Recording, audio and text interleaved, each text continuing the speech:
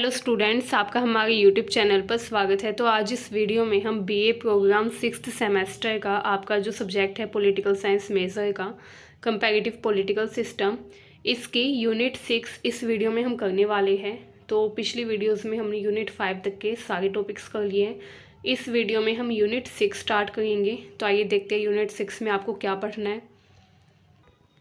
तो यूनिट 6 की अगर हम बात करें, यूनिट 6 में आप पढ़ेंगे साउथ अफ्रीका के बारे में, यानी कि दक्षिण अफ्रीका के बारे में, जिसमें आप पढ़ेंगे कि दक्षिण अफ्रीका में राजनीतिक परंपराएं कैसी है, वहाँ पर संवैधानिक विकास कैसे हुआ, वहाँ की समाज तथा अर्थव्यवस्था की क्या क्या विशेषताएं हैं जो कि उसको और ज़्यादा प्रमुख बनाती हैं, वहाँ पर कौन सी चुनावी प्रणाली का प्रयोग किया जाता है, एकात्मक प्रणाली या संघात्मक प्रणाली, किस प्रणाली पर आधारित वहाँ की शासन व्यवस्था है। तो ये सारी थीम्स, ये सारे टॉपिक्स इस वीडियो में हम कवर अप करेंगे। मेनली दक्षिण अफ्रीका के बारे में पढ़ेंगे। तो आइए स्टार्ट करते हैं। बिफोर स्टार्टिंग, अगर आपने अब तक हमारे चैनल को सब्सक्राइब नहीं किया है तो कर लीजिए, ताकि आने वाली हर वीडियो की अपडेट आपको टाइम से मिलती रहे। तो आइए स्टार्ट करते हैं। अगर हम दक्षिण अफ्रीका की बात करें, साउथ अफ्रीका की बात करें, तो यहाँ की राजनीतिक प्रणाली गणतंत्र पर आधारित है। मतलब कि यहाँ पर जो राजनीतिक प्रणाली है, राजनीतिक व्यवस्था है, वो गणराज्य है, गणतंत्र पर आधारित है। ठीक है, तथा इसमें हमको लोकतंत्र की विशेषताएं देखने को मिलती है। अगर हम इसकी प्रमुख विशेषताओं की बात करें तो आइए देखते हैं क्या क्या है। पहला है संविधान। दक्षिण अफ्रीका का जो संविधान है ये 1996 में अपनाया गया था। संविधान किसी भी देश का सर्वोच्च कानून होता है, तथा दक्षिण अफ्रीका में भी सर्वोच्च कानून संविधान ही है। ठीक है, जो कि मानव अधिकारों की रक्षा करता है तथा नागरिकों को समानता का अधिकार प्रदान करता है। दक्षिण अफ्रीका में राष्ट्रपति, जो कि सरकार का प्रमुख होता है, वो कार्यकारी पद पर बैठता है। राष्ट्रपति को संसद के द्वारा चुना जाता है तथा वह राज्य के प्रमुख के रूप में कार्य करता है। तो जैसे हमारी कंट्री में सारे कार्य प्रधानमंत्री के द्वारा बेसिकली किए जाते हैं। प्रधानमंत्री जो है वो कार्यकारी पद पर बैठता है। ठीक है, लेकिन अगर हम दक्षिण अफ्रीका की बात करें तो वहाँ पर कार्यकारी पद पर कौन बैठता है? राष्ट्रपति। ठीक है, राष्ट्रपति जो है ये सरकार का भी प्रमुख होता है, राज्य का भी प्रमुख होता है। राष्ट्रपति को संसद के द्वारा चुना जाता है तथा सारे महत्वपूर्ण कार्य व निर्णय राष्ट्रपति की देखरेख में ही किए जाते हैं या लिए जाते हैं। ठीक है, वहाँ पर संसद की अगर हम बात करें तो 2 सदन है संसद के। पहला जो सदन है वो है नेशनल असेंबली, जिसको लोअर हाउस या निम्न सदन, निचला सदन कहा जाता है। नेशनल असेंबली में 400 सदस्य होते हैं, जो कि आम चुनाव के द्वारा यानी कि जनरल इलेक्शन के द्वारा चुने जाते हैं, अपॉइंट किए जाते हैं। ठीक, इसके अलावा अगर हम वहाँ पर उच्च सदन की बात करें तो नेशनल काउंसिल ऑफ प्रोविंस को वहाँ पर उच्च सदन कहा जाता है। जो हमारी कंट्री में राज्यसभा की भूमिका होती है वो वहाँ पर नेशनल काउंसिल ऑफ प्रोविंस की भूमिका होती है। ठीक है, नेशनल काउंसिल ऑफ प्रोविंस में 90 सदस्य होते हैं, जो कि प्रांतीय विधानसभाओं के द्वारा चुने जाते हैं, तथा नेशनल काउंसिल ऑफ प्रोविंस को उच्च सदन, अपर हाउस वहाँ पर कहा जाता है। ये संसद का दूसरा सदन है। ठीक है, दक्षिण अफ्रीका में हमको विविधता में एकता देखने को मिलती है। दक्षिण अफ्रीका में 11 आधिकारिक भाषाएं हैं। यह विभिन्न जातीय, सांस्कृतिक तथा धार्मिक समूहों का देश है, जहाँ पर अलग अलग जाति, संस्कृति तथा धार्मिक समूह के लोग रहते हैं। अलग अलग संस्कृति, अलग अलग धार्मिक मान्यताओं को मानने वाले लोग वहाँ पर रहते हैं। एंड इसके बावजूद वहाँ पर लोग एकता के साथ रहते हैं। ठीक है, वहाँ पर हमको एकता देखने को मिलती है। यहाँ की राजनीतिक प्रणाली में इन विविधताओं को समानता तथा समान अधिकार देने की कोशिश की जाती है, जैसे इंडिया में। ठीक है, न्यायपालिका की अगर हम बात करें तो दक्षिण अफ्रीका में स्वतंत्र न्यायपालिका है। ठीक है, न्यायपालिका जो है इस पर कोई भी पाबंदी नहीं है। न्यायपालिका निष्पक्ष रूप से, स्वतंत्र रूप से न्याय करती है, फैसला लेती है। ठीक है, यहाँ पर जो सर्वोच्च न्यायालय है उसको कॉन्स्टिट्यूशनल कोर्ट कहा जाता है। ठीक है, जैसे हमारी कंट्री में सुप्रीम कोर्ट कहा जाता है, वैसे वहाँ पर जो सर्वोच्च न्यायालय होता है उसको कॉन्स्टिट्यूशनल कोर्ट कहा जाता है। ये जो कॉन्स्टिट्यूशनल कोर्ट है ये संविधान की रक्षा करता है, कानूनों की वैधता की समीक्षा करता है कि सरकार ने जो भी कानून बनाए हैं वो संविधान के अगेंस्ट तो नहीं है, संविधान के विरोध में तो नहीं है। अगर कोई कानून संविधान का उल्लंघन करे तो ऐसे कानून को वहाँ पर उन्मूलन या ऐसे कानून को वहाँ पर उन्मूलित करने का अधिकार, हटाने का अधिकार न्यायपालिका के पास, कॉन्स्टिट्यूशनल कोर्ट के पास होता है। ठीक है, तो वहाँ पर जो कॉन्स्टिट्यूशनल कोर्ट है वो क्या करता है? न्याय करता है तथा संविधान की रक्षा करता है।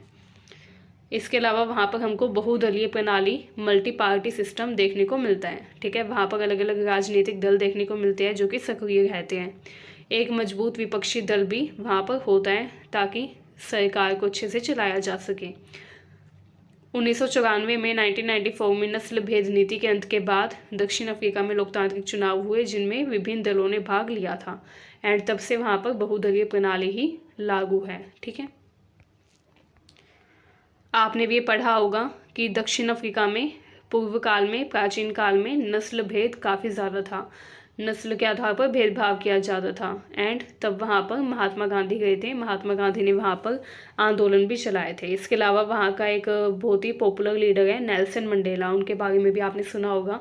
उन्होंने भी अपार्थाइड यानी कि नस्ल भेद की नीति को हटाने के लिए काफ़ी प्रयास किए थे, काफ़ी संघर्ष उन्होंने किए थे, जिसके कारण उनको 28 साल जेल में भी बिताने पड़े थे। फिर भी फाइनली इतने लोगों के संघर्ष के बाद, इतने वर्षों के संघर्ष के बाद वहाँ पर नस्ल भेद नीति का अंत हो गया। ठीक है, 1994 में पहली बार सभी नस्लों को समान अधिकार वहाँ पर मिला। इसके अलावा पहले वहाँ पर समान मतदान अधिकार नहीं था, लेकिन 1994 में पहली बार सभी नस्ल के लोगों को समान मतदान का अधिकार वहाँ पर दिया गया, जिससे वहाँ पर लोकतांत्रिक व्यवस्था की स्थापना हुई। इन सभी प्रमुख विशेषताओं के जरिए दक्षिण अफ्रीका की राजनीतिक प्रणाली समानता, मानवाधिकारों की रक्षा तथा लोकतांत्रिक भागीदारी पर आधारित है। आइए अब हम दक्षिण अफ्रीका की कुछ राजनीतिक परंपराओं तथा कुछ राजनीतिक इतिहास से जुड़ी हुई घटनाओं के बारे में जान लेते हैं तथा यहाँ पर संवैधानिक विकास कैसे हुआ, क्या चरण रहे संवैधानिक विकास के, वो भी जानते हैं। तो अगर हम वहाँ पर राजनीतिक इतिहास की बात करें तो दक्षिण अफ्रीका में शुरुआत से ही नस्ल तथा सांस्कृतिक समूहों के बीच में, अलग अलग नस्ल के लोगों तथा अलग अलग संस्कृति मानने वाले लोगों के बीच में संघर्ष देखने को मिला। ठीक है, नस्ल भेद वहाँ पर काफ़ी ज़्यादा पॉपुलर था, प्रोमिनेंट था। ठीक है, लोगों को नस्ल के आधार पर लोगों के साथ भेदभाव किया जाता था, जिसकी वजह से संघर्ष बढ़ रहा था। शक्ति का वहाँ पर केंद्रीकरण था वहाँ पर उस टाइम पर जब नस्ल भेद था। ठीक है, जिस टाइम पर दक्षिण अफ्रीका के लोग नस्ल भेद से बुरी तरीके से प्रताड़ित थे, उस टाइम पर, उस समय पर वहाँ पर शक्ति का केंद्रीकरण भी था। ठीक है, सारी शक्तियाँ केंद्र के पास स्थित थी। बहुसंख्यक जनसंख्या के अधिकारों की ही रक्षा की जाती थी। ठीक है, जो बहुसंख्यक थे उनके अधिकारों को पहले रखा जाता था, अल्पसंख्यकों को उनके अधिकारों से वंचित कर दिया जाता था। ठीक है, राजनीतिक परंपरा अगर हम उस टाइम की देखें तो कॉलोनियल पीरियड सबसे पहले आता है। ठीक है, कॉलोनियल शासन। दक्षिण अफ्रीका में यूरोपीय उपनिवेशवाद की शुरुआत 17वीं शताब्दी में हुई थी। ठीक है, जब डच ने केप कॉलोनी स्थापित की। बाद में ब्रिटिश साम्राज्य ने इसको अपने नियंत्रण में ले लिया। इस दौरान वहाँ पर जो मूल निवासी थे, मतलब कि जो इनहेबिटेंट्स थे, वहाँ के मूल निवासी थे, वो थे बांतू, कोई, सांथाल। ठीक है, इनको सत्ता से बाहर कर दिया गया तथा नागरिक अधिकारों से भी इनको वंचित कर दिया गया। तो इस तरीके से अगर हम राजनीतिक इतिहास देखें दक्षिण अफ्रीका का, जो कि नस्ल भेद से प्रभावित था, ठीक है, एंड शक्ति के केंद्रीकरण से प्रभावित था, तो उस टाइम पीरियड में 17वीं शताब्दी का जो टाइम था, तब कॉलोनियल शासन, कॉलोनियल पीरियड, उपनिवेशी शासन की वहाँ पर शुरुआत होती है, जिसको उपनिवेशवाद भी कहा जाता है। तब दक्षिण अफ्रीका पर यूरोपीय कंपनीज जो है वो कब्जा कर लेती है। ठीक है, 17वीं शताब्दी में सबसे पहले वहाँ पर डच जाते हैं, जो कि वहाँ पर अपनी कॉलोनी स्टैब्लिश करते हैं। ठीक है, केप नाम की जगह पर वो क्या करते हैं, कब्जा करते हैं। लेकिन फिर बाद में ब्रिटिशर्स वहाँ पर आ जाते हैं तथा उस पूरे एरिया को अपने नियंत्रण में ले लेते हैं। ठीक है, एंड ब्रिटिशर्स जब दक्षिण अफ्रीका में कब्जा करते हैं तो इस दौरान वो वहाँ के मूल निवासियों को भी, जो कि पहले सत्ता में थे, उनको सत्ता से बाहर निकाल देते हैं तथा जितने भी नागरिक थे उन सभी के अधिकारों को छीन लेते हैं, ताकि वो लोग बगावत ना कर पाए, विरोध ना कर पाए। ठीक है, उसके बाद 1948 में अफ्रीकी नेशनल कांग्रेस ANC तथा अन्य दक्षिण अफ्रीकी राजनीतिक संगठन बनाए जाते हैं। ठीक है, 1948 में अफ्रीकी नेशनल कांग्रेस नाम का एक संगठन होता है, जो कि अन्य राजनीतिक संगठनों के साथ मिलकर असमानता तथा नस्लीय भेदभाव के खिलाफ विद्रोह करता है। ठीक है, ये जो नस्ल भेद था, अपार्थाइड था, इसका विरोध सभी दल मिलकर करते हैं, सभी लोग मिलकर करते हैं। लेकिन 1948 में अफ्रीकी राष्ट्रीय पार्टी जो थी वो आती है एंड वो सत्ता संभाल लेती है, ठीक है, तथा नस्लीय भेदभाव की नीति को फिर से लागू कर देती है। नस्लीय भेदभाव की जो नीति थी इसमें क्या किया जाता था, नस्ल के आधार पर विरोध किया जाता, नस्ल के आधार पर भेदभाव किया जाता था। लेकिन 1948 में क्या होता है, 1948 में अफ्रीकी राष्ट्रीय पार्टी जो है वो आती है एंड सत्ता को संभाल लेती है, ठीक है। अफ्रीकी राष्ट्रीय पार्टी जो है वो नस्ल भेदभाव के खिलाफ जो लोग विरोध कर रहे थे, असमानता के खिलाफ जो लोग विरोध कर रहे थे, उन सभी के विरोध को कुचल देती है, ठीक है। एंड नस्ल भेद की जो नीति थी, नस्लीय भेदभाव की जो नीति थी अपार्थाइड, उसको फिर से लागू कर देती है, ठीक है। नस्ल भेद का मतलब होता है नस्ल के आधार पर भेदभाव करना। एंड इसमें क्या किया जाता था, गोरे तथा काले लोगों के बीच में भेदभाव किया जाता था, मतलब discrimination on basis of skin colour, ठीक है। जो गोरे लोग थे, जो सफ़ेद लोग थे, उनको विशेष अधिकार दिए गए थे, जबकि काले लोगों को उनके मूलभूत अधिकारों से भी वंचित किया गया था। तो ये जो भेदभाव था इसको नस्लीय भेदभाव कहा गया। एंड ये नस्लीय भेदभाव काफ़ी वर्षों तक वहाँ पर रहा। जैसे भारत में जातिगत भेदभाव था, ठीक है, जाति आधारित भेदभाव था, वैसे ही वहाँ पर नस्लीय भेदभाव था, ठीक है। आइए अब हम देखते हैं संवैधानिक विकास वहाँ पर कैसे होता है। तो 1910 में दक्षिण अफ्रीका ने यूनियन ऑफ साउथ अफ्रीका का गठन किया, जिसमें ब्रिटिश साम्राज्य के अधीन एक केंद्रीय सरकार बनाई जाती है, ठीक है। वो जो केंद्र सरकार बनती है वो ब्रिटिश साम्राज्य के अधीन बनती है। जैसे कि मैंने आपको बताया 17वीं शताब्दी में ब्रिटिशर्स वहाँ पर कब्जा कर लेते हैं, ठीक है। एंड 1910 में दक्षिण अफ्रीका में यूनियन ऑफ साउथ अफ्रीका के नाम से क्या होता है, एक केंद्रीय सरकार बनाई जाती है, ठीक है। इस समय संविधान में सफ़ेद लोगों का प्रभुत्व था तथा बाकी जातियों को राजनीतिक प्रतिनिधित्व की अनुमति नहीं थी, क्योंकि उस टाइम पर नस्ल भेद चरम पर था दक्षिण अफ्रीका में। इसलिए सारे जो अधिकार थे वो सफ़ेद लोगों को, गोरे लोगों को ही दिए गए थे। जो अन्य जाति के लोग थे, अन्य नस्ल के लोग थे, उनको कोई भी अधिकार प्राप्त नहीं था, ना ही उनको राजनीति में प्रतिनिधित्व प्राप्त था, ठीक है। उसके बाद 20वीं शताब्दी के मध्य तक दक्षिण अफ्रीका में नस्लीय भेदभाव तथा अन्याय के खिलाफ आंतरिक व बाहरी दबाव बढ़ने लगा। अफ्रीकी नेशनल कांग्रेस तथा अन्य संगठनों ने हिंसक तथा अहिंसक आंदोलनों का आयोजन किया, जिसमें सबसे प्रमुख जो आंदोलन था वो था महात्मा गांधी का सत्याग्रह है, ठीक है। 20वीं शताब्दी के मध्य तक वहाँ पर लोग जो थे वो जागरूक हो गए थे, अवेयर हो गए थे कि उनको नस्ल भेदभाव तथा अन्याय के खिलाफ संघर्ष करना है, ठीक है। इसलिए अलग अलग संगठन बनने लग गए तथा अलग अलग संगठनों ने विरोध करना शुरू कर दिया। कुछ संगठन ऐसे थे जो कि हिंसक विरोध कर रहे थे, कुछ संगठन ऐसे थे जो कि अहिंसक विरोध कर रहे थे, ठीक। अगर हम दक्षिण अफ्रीका में संविधान की बात करें तो 1990 के दशक में क्या होता है, अफ्रीकी राष्ट्रीय पार्टी जो है वो नस्लीय भेदभाव की नीति को समाप्त करने का निर्णय लेती है। एंड 1994 में दक्षिण अफ्रीका में सबसे पहले बहुसंख्यक चुनाव होते हैं, ठीक है।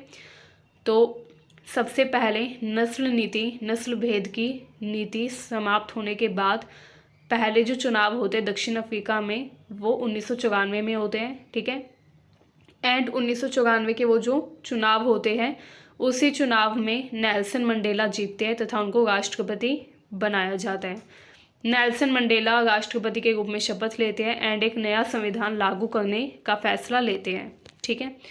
अब ये जो संविधान बनाने का निर्णय लिया जाता है, ये संविधान सभी नागरिकों को समान अधिकार तथा न्याय प्रदान करने के लिए बनाया जाता है, ठीक है। फाइनली दक्षिण अफ्रीका का जो संविधान है वो 1996 में बनकर तैयार हो जाता है, ठीक है। 1996 में संविधान बन जाता है तथा 1997 तक लागू कर दिया जाता है। तो इस तरीके से दक्षिण अफ्रीका का संविधान बनता है जो कि मानव अधिकारों के संरक्षण, समानता तथा न्याय के सिद्धांतों पर आधारित होता है, ठीक है। ये जो संविधान था ये विश्व के सबसे लोकतांत्रिक तथा उन्नत संविधानों में से एक माना जाता है। इस प्रकार दक्षिण अफ्रीका का राजनीतिक इतिहास तथा संवैधानिक विकास नस्लीय भेदभाव से लेकर समान अधिकारों की ओर एक लंबी यात्रा का परिणाम है। आइए अब हम देखते हैं दक्षिण अफ्रीका की सामाजिक विशेषताओं के बारे में कि उस टाइम पर दक्षिण अफ्रीका का सामाजिक ढांचा कैसा था एंड वर्तमान समय में दक्षिण अफ्रीका के समाज में हमको क्या क्या विशेषताएं देखने को मिलती है। वर्तमान समय में दक्षिण अफ्रीका का समाज कैसा है, तो आइए जानते हैं। तो अगर हम दक्षिण अफ्रीका की बात करें, दक्षिण अफ्रीका को रंगों का देश भी कहा जाता है क्योंकि यहाँ पर विभिन्न जाति, धर्म तथा भाषाओं के लोग रहते हैं। ठीक है, अलग अलग जाति, अलग अलग धर्म से संबंधित लोग यहाँ पर पाए जाते हैं, अलग अलग भाषा बोलने वाले लोग पाए जाते हैं।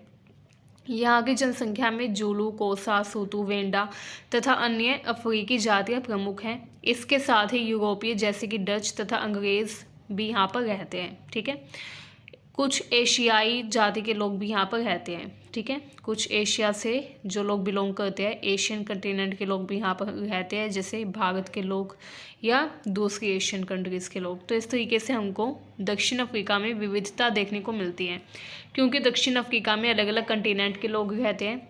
कुछ लोग हैं जो कि अफ्रीकी जाति से संबंधित है, कुछ लोग हैं जो कि अफ्रीकन कंटिनेंट से बिलोंग करते हैं, कुछ लोग यूरोप से बिलोंग करते हैं, कुछ लोग एशिया से जो कि किसी कारणवश दक्षिण अफ्रीका में रहते हैं।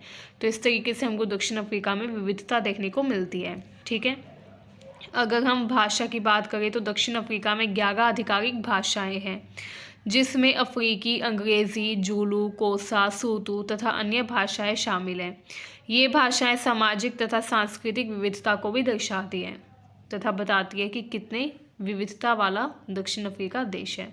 ठीक है, दक्षिण अफ्रीका की सांस्कृतिक धरोहर भी काफ़ी ज़्यादा समृद्ध है, काफ़ी प्रचलित है, जिसमें पारंपरिक संगीत, नृत्य, कला, लोक कथाएँ ये सब शामिल है। ठीक है, यहाँ की कला तथा शिल्प स्थानीय जनजातियों द्वारा पारंपरिक रूप से बनाई जाती हैं एंड ये यहाँ की सांस्कृतिक धरोहर है जो कि लोगों को और भी ज़्यादा इसके प्रति दिलचस्पी दिलाती है। ठीक है, तो इस तरीके से सांस्कृतिक रूप से भी दक्षिण अफ्रीका समृद्ध है। ठीक है, इसके अलावा दक्षिण अफ्रीका के समाज में हमको ऐतिहासिक रूप से नस्लीय भेदभाव देखने को मिला।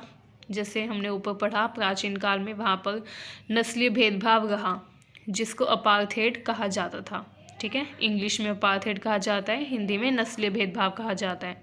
अब ये जो नस्लीय भेदभाव था इसको नस्लवाद भी कहा जाता था। जैसे भारत में जातिवाद था, जाति के आधार पर भेदभाव होता था, वैसे ही वहाँ पर नस्लवाद था। ठीक है, नस्लवाद यानी कि नस्ल के आधार पर भेदभाव। जो काले लोग हैं, जिनका स्किन कलर काला है, उनके साथ गलत व्यवहार किया जाता था। जो लोग गोरे थे, जो लोग सफ़ेद थे, उनको ज़्यादा विशेष अधिकार दिए गए थे। ठीक है, उनका ज़्यादा सम्मान किया जाता था। तो इस तरीके से हमको वहाँ पर भेदभाव देखने को मिलता था। लेकिन फाइनली 1994 में ये जो व्यवस्था थी वो समाप्त हो गई। लेकिन आज भी यहाँ पर हमको कुछ हद तक, थोड़े हद तक नस्लवाद देखने को मिलता है। ठीक है, दक्षिण अफ्रीका में विभिन्न धर्मों के अनुयायी रहते हैं, जैसे ईसाई, हिंदू, मुस्लिम, यहूदी, पारंपरिक अफ्रीकी धर्म के लोग। ठीक है, ईसाई धर्म यहाँ का प्रमुख धर्म है, लेकिन अन्य धर्मों का भी यहाँ पर सम्मान किया जाता है। मतलब कि यहाँ पर हमको धर्मनिरपेक्षता देखने को मिलती है। ठीक है, प्रमुख धर्म तो यहाँ का ईसाई धर्म है, लेकिन दूसरे धर्मों का भी यहाँ पर सम्मान इक्वली, दूसरे धर्मों को भी समान इक्वल माना जाता है। ठीक है, दक्षिण अफ्रीका में आर्थिक असमानता काफ़ी बड़ी समस्या है। ठीक है, यहाँ पर हमको आर्थिक असमानता देखने को मिलती है। शहरों में विकास है, जबकि जो ग्रामीण क्षेत्र है दक्षिण अफ्रीका के, वहाँ पर गरीबी तथा बेरोजगारी देखने को मिलती है। ठीक है, तो इस तरीके से पूरे दक्षिण अफ्रीका में आर्थिक असमानता का माहौल देखने को मिलता है। जो शहरी क्षेत्र है वो विकसित है, वो समृद्ध है, जबकि जो ग्रामीण क्षेत्र है उनको नेग्लेक्ट किया जाता है, उन पर ध्यान नहीं दिया जाता है, इसलिए वो गरीब तथा बेरोजगार रहते हैं। ठीक है, तो ग्रामीण क्षेत्र में काफ़ी वहाँ पर गरीबी तथा बेरोजगारी देखने को मिलती है in comparison to urban cities, शहरी क्षेत्र। ठीक है, शहरीकरण तथा अगर शिक्षा की हम बात करें तो दक्षिण अफ्रीका में शहरीकरण तेज़ी से बढ़ रहा है, क्योंकि अभी हमने ऊपर देखा कि वहाँ पर शहरों में ज़्यादा विकास है, ग्रामीण क्षेत्रों को अनदेखा किया जाता है, नेग्लेक्ट किया जाता है। तो क्या करते हैं लोग, ग्रामीण क्षेत्रों से शहरी क्षेत्रों की तरफ पलायन करते हैं, जिससे क्या होगा, एक तरीके से शहरीकरण बढ़ रहा है। ठीक है, बड़े शहर जैसे केप टाउन, जोहान्सबर्ग तथा डरबन में बड़ी संख्या में लोग रहते हैं, शिक्षा का स्तर वहाँ पर बेहतर है। ठीक है, हालांकि शहरी क्षेत्रों में क्योंकि जनसंख्या ज़्यादा है तो इसलिए चुनौती भी काफ़ी देखने को मिलती है। ठीक है, इस प्रकार दक्षिण अफ्रीका का समाज विविधतापूर्ण, जटिल तथा ऐतिहासिक दृष्टिकोण से महत्वपूर्ण है। आइए अब हम देखते हैं दक्षिण अफ्रीका की अर्थव्यवस्था की विशेषताएं। ठीक है, features of economy of south Africa. तो अगर हम दक्षिण अफ्रीका की अर्थव्यवस्था की बात करें तो वहाँ पर हमको अर्थव्यवस्था में भी विविधता देखने को मिलती है। इसमें कृषि, खनन, विनिर्माण जैसे क्षेत्र शामिल हैं। ठीक है, सेवा क्षेत्र, ये सब महत्वपूर्ण भूमिका निभाते हैं।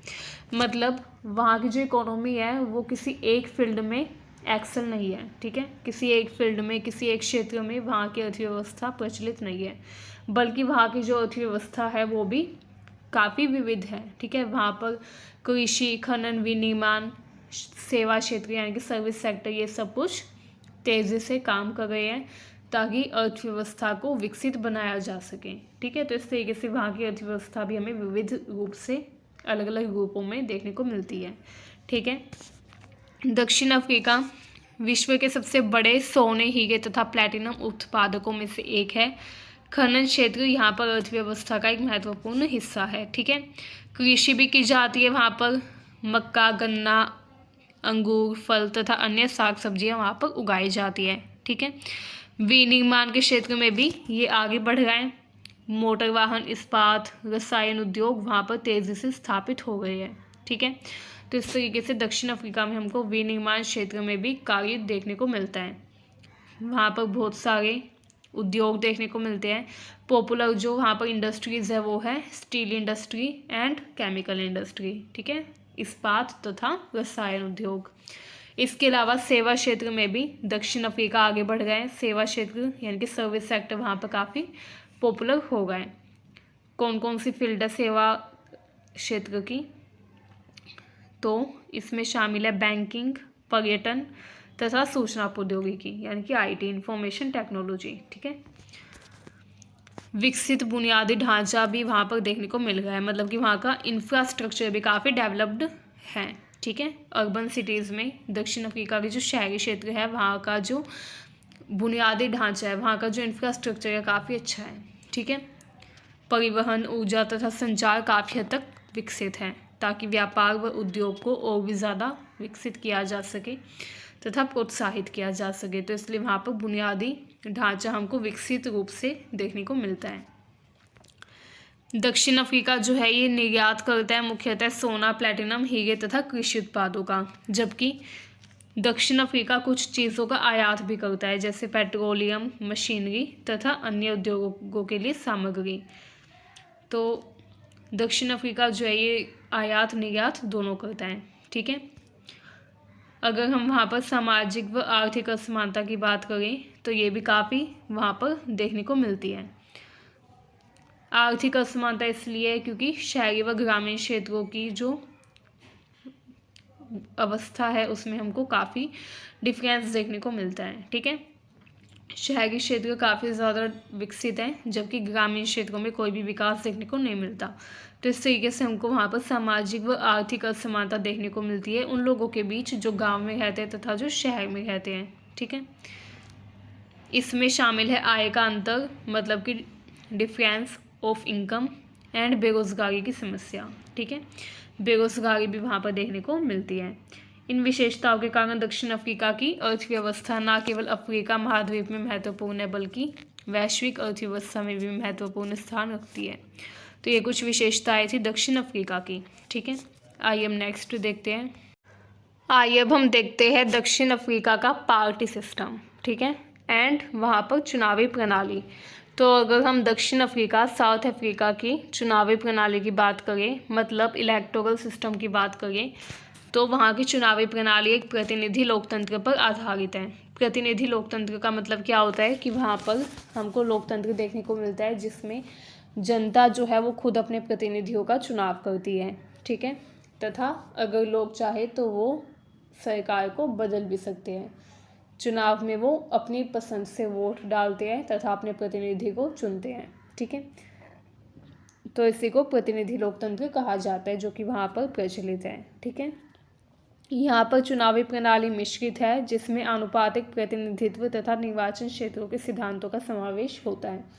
ठीक है। वहाँ पर भी चुनाव के टाइम पर निर्वाचन क्षेत्र बनाए जाते हैं, ठीक है। एंड वहाँ पर जो चुनाव होता है उसमें जो वोटों की काउंटिंग होती है वो समानुपातिक प्रतिनिधित्व प्रणाली का उपयोग करके की जाती है, ठीक है। वहाँ पर हमको प्रोपोर्शनल रिप्रेजेंटेशन सिस्टम देखने को मिलता है। जैसे इंडिया में तो FPTP है, फर्स्ट पास्ट द पोस्ट, मतलब कि जिसको सबसे ज़्यादा वोट मिलेंगे वो ही जीतेगा।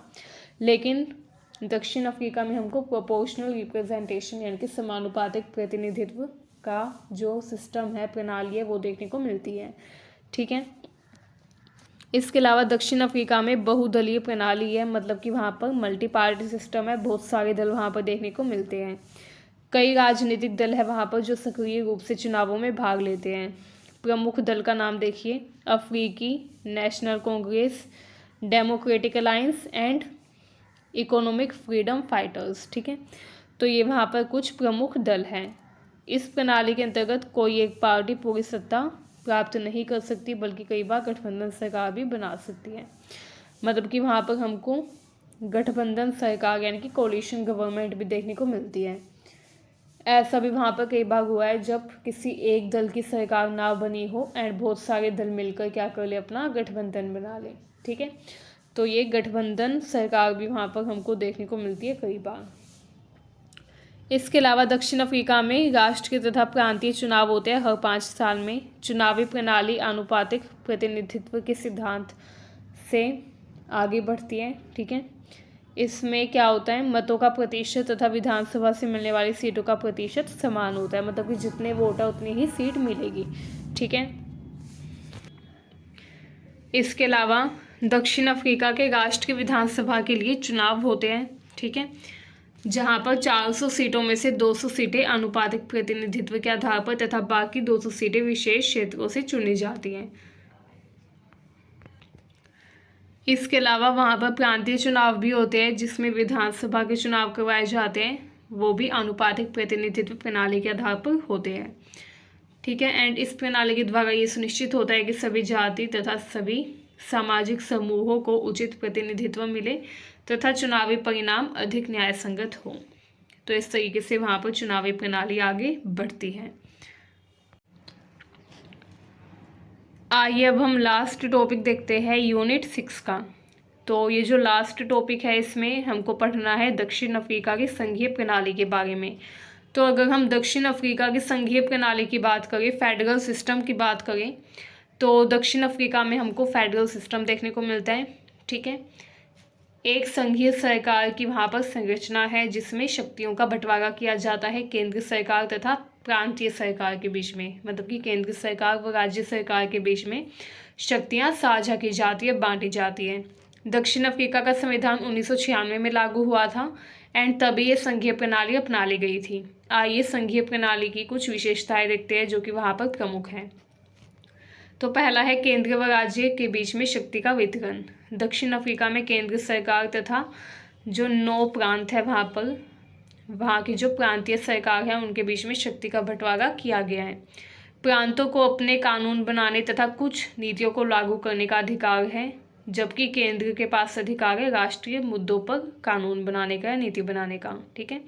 जो केंद्रीय सरकार है वो राष्ट्रीय मुद्दों जैसे सुरक्षा, विदेश नीति, इन सब पर फैसले लेती है, इन सब पर नीति व कानून बनाती है, जबकि जो प्रांतीय सरकार है वो अपने प्रांत से संबंधित जो विषय है उन पर कानून बनाती है, जैसे शिक्षा इत्यादि, ठीक है।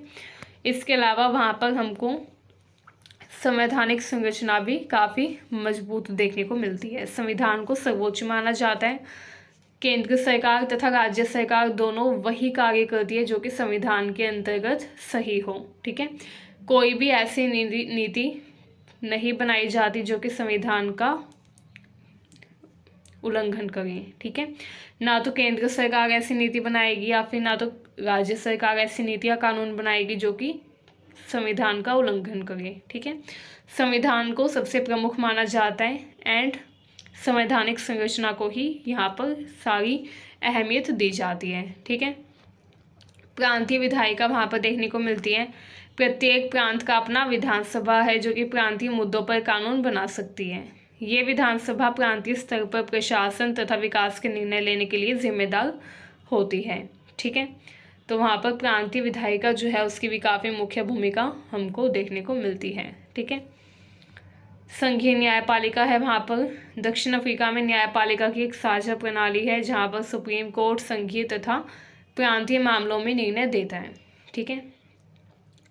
एंड ये सुनिश्चित किया जाता है संविधान के द्वारा तथा सुप्रीम कोर्ट यानी कि न्यायालय के द्वारा, सर्वोच्च न्यायालय के द्वारा, कि शक्ति का संतुलन अच्छे से रहे। ठीक है। केंद्र व राज्य सरकार के बीच में अगर कोई भी डिस्प्यूट होता है, कोई भी विरोध होता है, तो उसको सुलझाने का काम भी न्यायपालिका का होता है। ठीक है।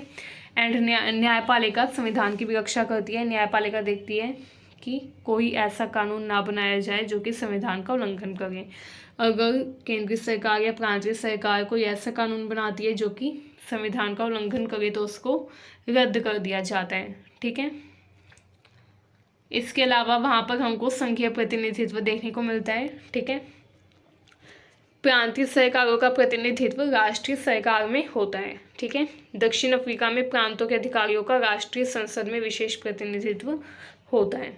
जैसे हमारी कंट्री में जो स्टेट के चीफ मिनिस्टर्स हैं उनका कहीं ना कहीं प्रतिनिधित्व संसद में देखने को मिलता है, तो ऐसे वहाँ पर भी है। वहाँ पर क्या होता है, जो भी प्रांतीय सरकारें हैं, जितनी भी प्रांतीय सरकारें हैं, उनका प्रतिनिधित्व होता है राष्ट्रीय सरकार में। ठीक है। जो प्रांतीय सरकार है वो राष्ट्रीय संसद के भी सदस्य होते हैं। ठीक है। संविधान के तहत अधिकार मतलब प्रत्येक नागरिक को अधिकार दिए जाते हैं तथा संविधान के जरिए गारंटी दी जाती है कि उसके जो मौलिक अधिकार हैं उनका उल्लंघन नहीं होगा। ठीक है। एंड संविधान जो है वो प्रांतीय तथा राष्ट्रीय दोनों स्तर पर ये ध्यान रखता है कि लोगों के अधिकारों का उल्लंघन ना हो, हर व्यक्ति को सम्मान मिले, हर व्यक्ति को समान व न्याय संगत अधिकार मिले। ठीक है। हर व्यक्ति के साथ समान व्यवहार किया जाए, किसी के साथ भेदभाव ना किया जाए। इस प्रकार दक्षिण अफ्रीका में जो संघीय प्रणाली है वो एक संतुलित व साझा शक्ति प्रणाली है जो कि दोनों स्तरों केंद्र तथा प्रांत के बीच में बेहतर समन्वय व प्रतिनिधित्व को सुनिश्चित करती है।